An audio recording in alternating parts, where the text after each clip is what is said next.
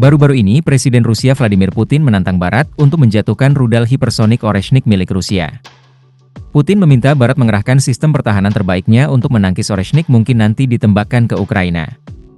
Tak hanya Putin, seorang pakar militer Rusia bernama Alexei Leonkov juga percaya diri dengan keampuhan Oreshnik. Dia mengklaim saat ini tidak ada sistem pertahanan udara milik Barat yang mampu menembak jatuh rudal hipersonik yang dibangga-banggakan Rusia itu. Dikutip dari Sputnik, sistem pertahanan THAAD milik Amerika Serikat, AS, dan Arrow 3 milik Israel mungkin bisa menangkis rudal hipersonik Rusia generasi pertama seperti Kinzhal dan Zircon. Namun, kedua sistem itu hampir mustahil bisa menjatuhkan Oreshnik yang merupakan rudal hipersonik generasi kedua. Sistem pertahanan lain seperti Iris-T milik Jerman, SAM-T milik Prancis, atau NASAMS buatan AS dan Norwegia juga diklaim tidak berdaya menghadapi Oreshnik, bahkan jika sistem-sistem itu menembakkan seluruh rudal penangkisnya. Leonkov kemudian menyindir sistem pertahanan Patriot buatan AS yang begitu terkenal. Dia menyebut Patriot pernah menembakkan semua rudal penangkisnya yang berjumlah 32 buah untuk menangkis rudal Kinzhal, tetapi tetap saja gagal. Sistem pertahanan Barat bisa mengarahkan rudal penangkis untuk menghantam target yang terbang dengan kecepatan Mach 2,5 atau 2,5 kali kecepatan suara.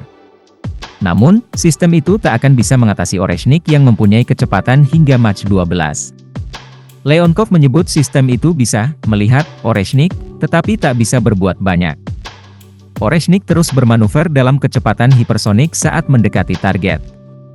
Oleh karena itu, sistem pertahanan lawan hampir mustahil bisa memprediksi lintasan Oreshnik.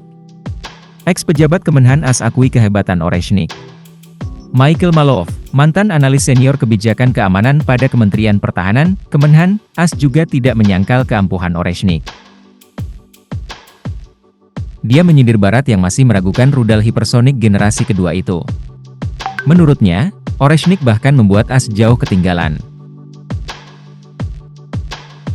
AS tidak hanya tidak punya sistem serangan hipersonik, AS bahkan juga tidak punya sistem pertahanan yang mungkin bisa menghentikan Oreshnik dan rudal kelas baru yang keluar, kata Maloof.